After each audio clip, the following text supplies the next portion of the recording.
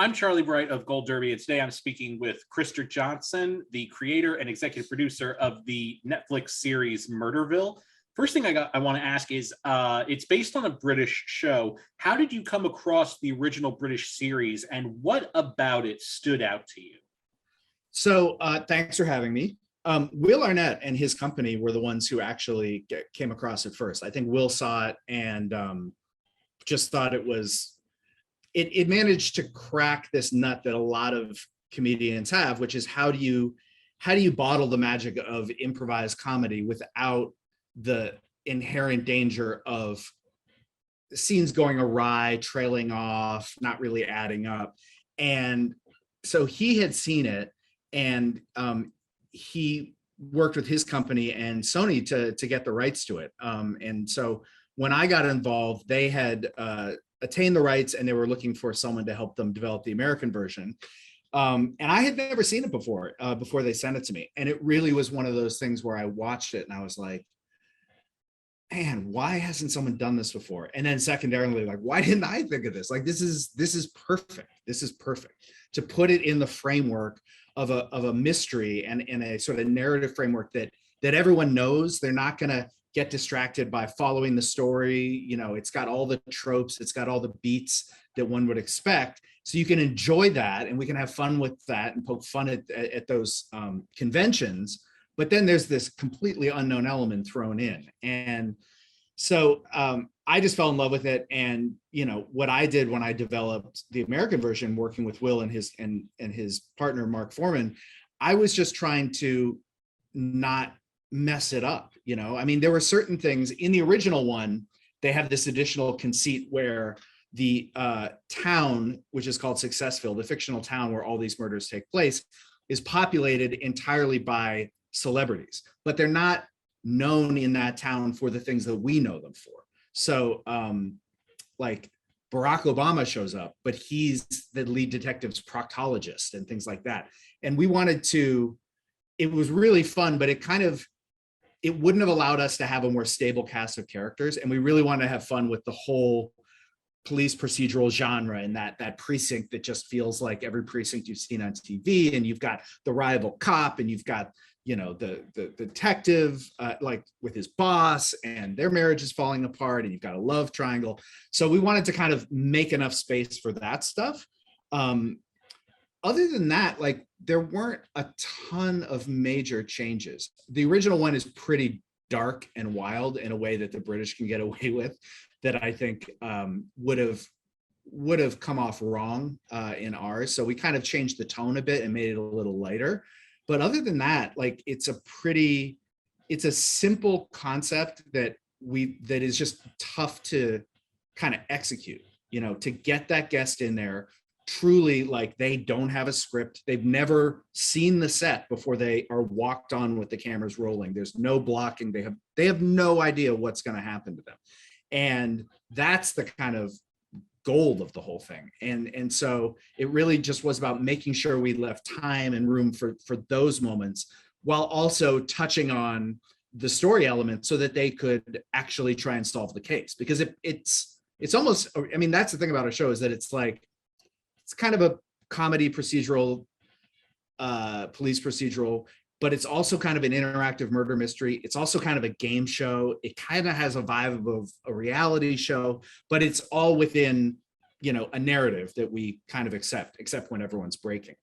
But in my head, like, Murderville isn't a real show. I know it's a show that's on Netflix that I helped make, but there's no real, the show that people are watching is actually the story of a celebrity having to be in a show and how that goes, which is why we always embraced them getting flustered, looking off camera, Marshawn asking a cameraman, like, can I drink this? Like, you know, people busting out laughing. Like, to me, that's the actual reality and the story we're telling. Can this person make it through a day or 2 days of production under these circumstances? So I'm curious as to what guidelines you gave the celebrities, because I know they didn't know what situations they were going to be in, but it felt like, you know, like the scene at with the Conan episode with the scene at the restaurant, it felt like he was told whatever's in front of you, you got to eat. Were there any like sort of like additional guidelines that were given to celebrities for their episodes? He wasn't told that he was going to eat it. I think he could tell. Will was never going to not let him eat. I actually just found, where are they? I just found these. We were cleaning up some stuff. I found the actual slop sauces, which are really, really hot. We had gone through like we bought some and tried them. We're like, that's hot, but it's not debilitating. And we wanted it to be like debilitating. So they had to do some special order. And each one, as it's put on in that scene, is hotter than the last, because we didn't want him to get accustomed to the heat.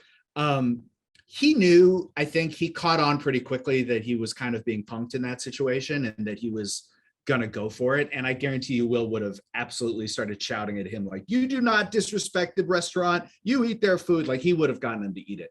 But honestly, other than that, like they're not told anything. They have no idea. I mean, Annie Murphy obviously knew she was going undercover because we dressed her up like a female Donnie Brasco, but she had no idea what was being said. Will was actually feeding her those lines in real time while she's trying to play this character that she kind of invented on her own. And so, you know, it's scary as hell when you're doing it because you don't know. You don't know if someone's gonna not want to engage or kind of be timid.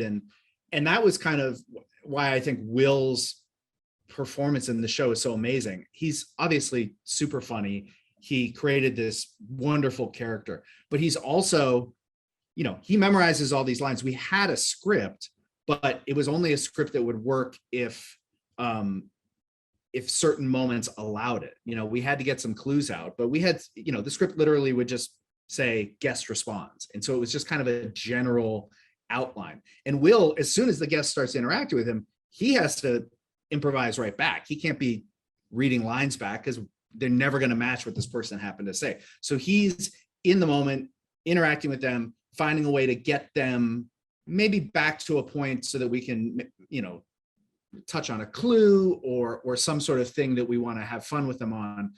But he's kind of also he had to kind of read each person to figure out if it would be better to kind of support them or to undermine them.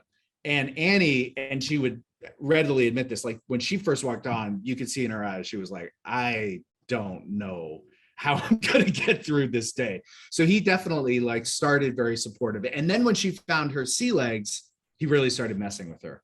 Kumail, who, you know, was happy to kind of chime in and question things and interrupt, like Will took that and his character immediately saw Kumail as a threat and tried to kind of put him in awkward situations and cut him down.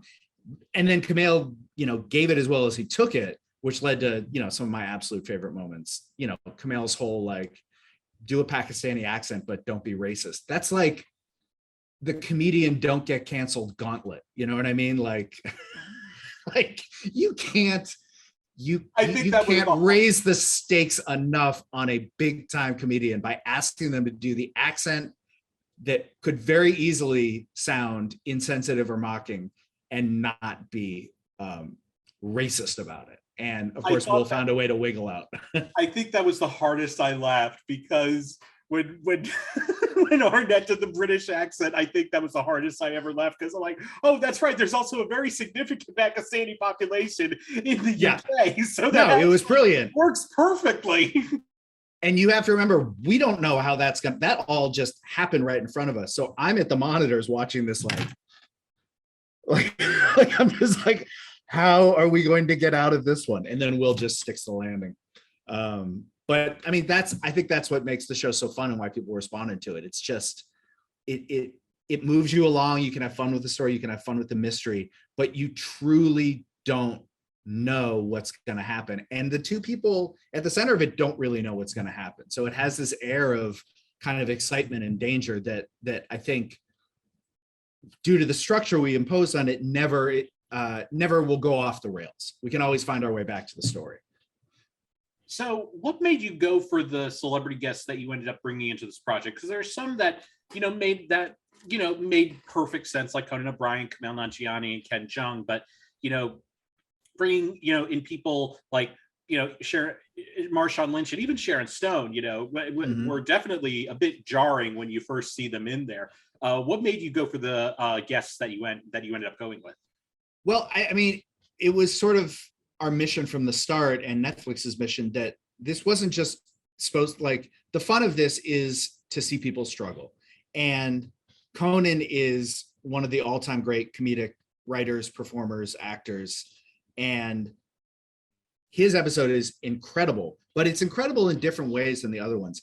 We kept setting up situations to try to get people to break or to feel uncomfortable or to be, and he was just kind of unflappable, So in the scene where our actor forces him to make up a story about how he fell in love with magic, which was not planned because that all just happened in improv.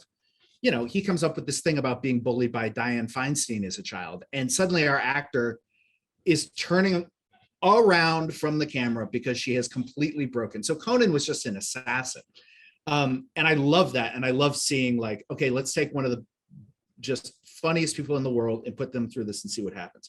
But you don't just want that, I think, with the show. If you get people who are just phenomenal improvisers, actors who are going to look comfortable, it will tend to over time feel scripted, and that takes away a lot of the magic, and I think can make it feel a little less exciting. So getting people who truly had no experience with this stuff, like Marshawn Lynch, was something we definitely wanted to do. All we wanted was somebody who was game and somebody who we knew was kind of personable and would sort of pop on the screen and would be an engaging person. But we had no idea how it was going to go with Marshawn. I mean, I met him at the fitting like the day before, and I introduced myself, and he was like, "Hey, nice to meet you." He was very nice, but he was kind of quiet and he kind of walked away. And I was like, God, I hope he's not too shy on camera. And then he bounces into his first scene and is asking to change his name to Detective Bagabitch. And he's just cussing and excited. And I mean, after his take, Will came off the set and just came back to Video Village and was just like we felt like we, captured lightning in a bottle. And so you never know what you're going to get. And all of the guests approached it differently. Like Conan was just a pro and an assassin. Marshawn was like from another planet and truly responding as if it was all happening. I mean, in the scene where the second suspect comes at him and threatens him and Will's character with a bat, he tackles Rob Hubel and throws him on a couch. And we didn't know that was going to happen. And we almost couldn't use it because the cameras had all been somewhere else. And we had to figure out how to, you could see Rob kind of trying to pull him back into the light in front of the cameras after. I thought he'd hurt Rob. And then I realized after I had never heard the voice that Rob was going to do for the second character. And he kind of talks like this. So I thought that Marshawn had crushed his windpipe. And I was like, do we cut? Are we cutting? Are we? And people were just like, oh, keep rolling. And we would do long takes because we literally did no more than 2 takes of any scene, sometimes only 1. And as soon as that take ended, I ran out to Rob and I was like, are you okay? And he was like, yeah, I'm fine. It's fine. He's good. He knew how to throw me down. I was like, okay. So everybody approached it differently. Annie Murphy, I love her episode because you can watch her build from feeling overwhelmed to really feeling empowered and taking control. And she gets the suspect right at the end. So it's really, transformative for her. And then Sharon kind of came in with her own character in a lot of ways. Like she could tell that Will was going to play kind of a ballsy cop. And so she kind of came in as a ballsy cop too. And she's like, slink back in her seat. She's kicking the door shut with her foot. She's like, and it was a totally different vibe between the two of them. And then, who am I forgetting? 1, 2, 3. And then Ken was just giggling through the whole thing. Before we started, he was like, I might break. Like I was kind of hated on Community because I broke a lot and ruined takes. And I was like, there is no ruining takes. Like that's the stuff we want. Have fun. Don't worry about it. And he literally just walks in, and Hanifa Wood, who plays the chief, is like, this is Ken Jeong. And he just looks at Will and just goes, Like we were worried in post about the audio levels because you could just hear him all the time giggling off camera, even when it's not on him. So, you know, they all had completely, and he was just there to have fun. He was just so excited about going undercover each time. And so everyone came in with a different approach, which was wonderful for the show and really interesting to just see how people tackled this problem. So one of the other things in looking at your career is, you know, we are an awards site, and you are you won an Emmy for your work on Children's Hospital, and I'm wondering what was that experience like of winning that Emmy for Children's Hospital?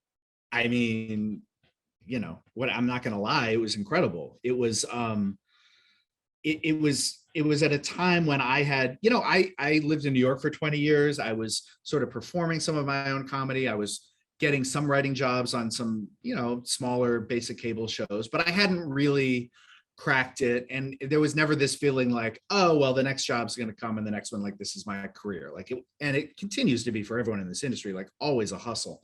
But I had known Michael Showalter for years and done a little work with him on a book.